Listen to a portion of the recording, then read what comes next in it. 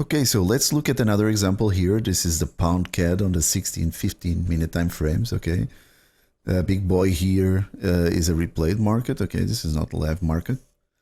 And I want you to look at this area here. I mean, we know that we have this big break to the downside, but then we have this, the most recent breaks are for the upside, okay? And I want you to look at those most recent breaks. Try to mark your big boy breaches to know in which territory we are.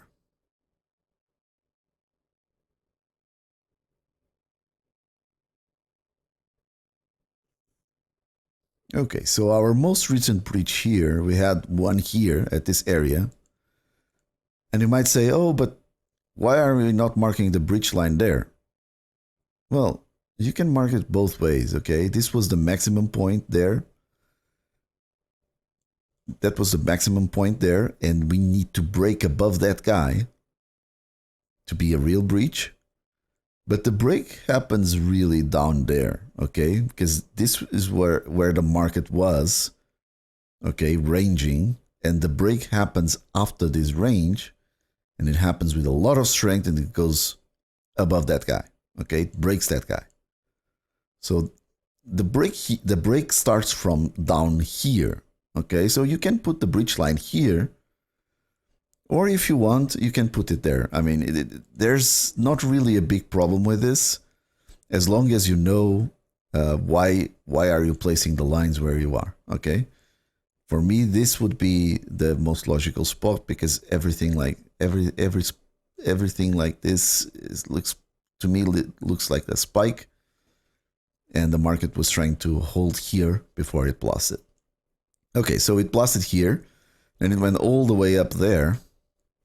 And everything after that is a spike.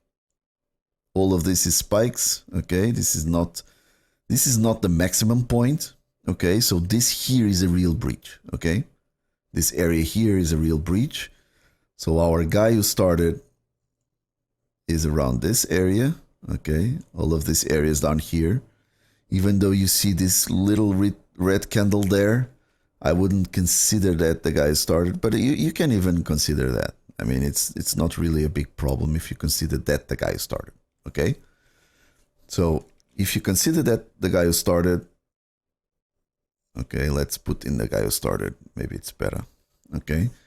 We can see from the big boy, this is starting to come down, okay, slowly. And from the trading time frame, you can also see that this is coming down slowly, okay? And I try to look at these areas. I'll just make them bigger for you to see better. Try to see these areas and try to see where is the V formation, if we have a V formation.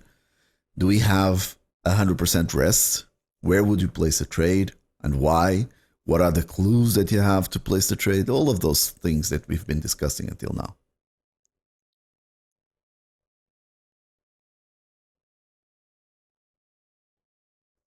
Okay, so in the trading time frame, we can see that all of this area here, we had a rest here, but this buyer didn't go really further, okay? Because this guy, this seller rested 100% up to there, more even 120. But this buyer is so weak, okay? So when this tested, it just picked up really, really good, and this seller kept going lower and lower, okay? Even though you have this kind of areas where we see, okay, there's a V formation or 150% rest. This is not a complete V formation. And it is in an area of interest because the breach line was there, okay? Breach line was at that spot. Look at what happens in the test. Boom, a big red candle after that, okay? Then it tries to go up again and a big red candle again. Okay, you can't really focus on these areas when you see this kind of strong seller always pushing the market back down, okay? And eventually it breached, okay, at this area. Until then we were ranging, and now at this area we breached below, okay? In this area we breached below, finally.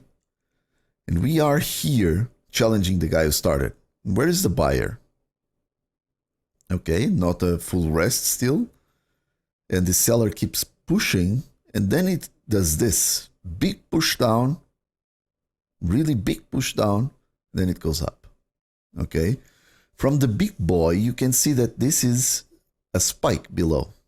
Okay, it's a big spike. But from the trading time frame, this doesn't really look like a spike. There's a lot of candles here. 1, 2, 3, 4, and only on the fifth candle it turns back. Okay, so eventually, when you know that the big boy is coming back,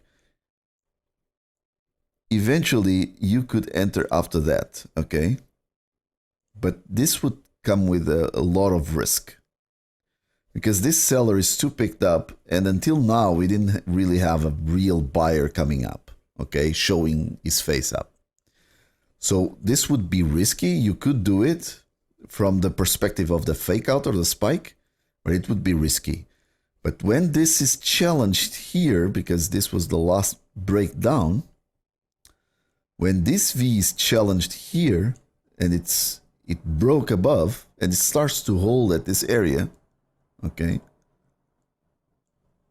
because from the trading time frame perspective, this would be the guy who started, right? Because it actually broke below.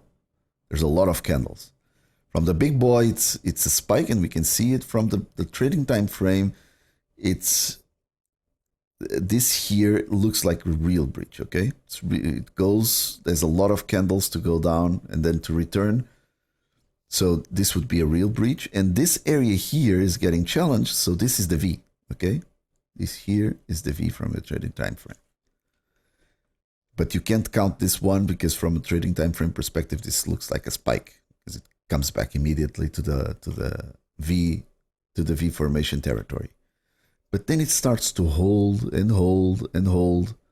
When this kind of candles start to show up with so many pressure from the buyer, it's game on, okay? And it's game on all the way up there, okay? You can see what happens here. In the big boy time frame, you have all these olds here from the seller, from the buyer, sorry, all these holes, and then it blasts up, okay? So I hope you enjoyed this example. This is a different one. Cheers.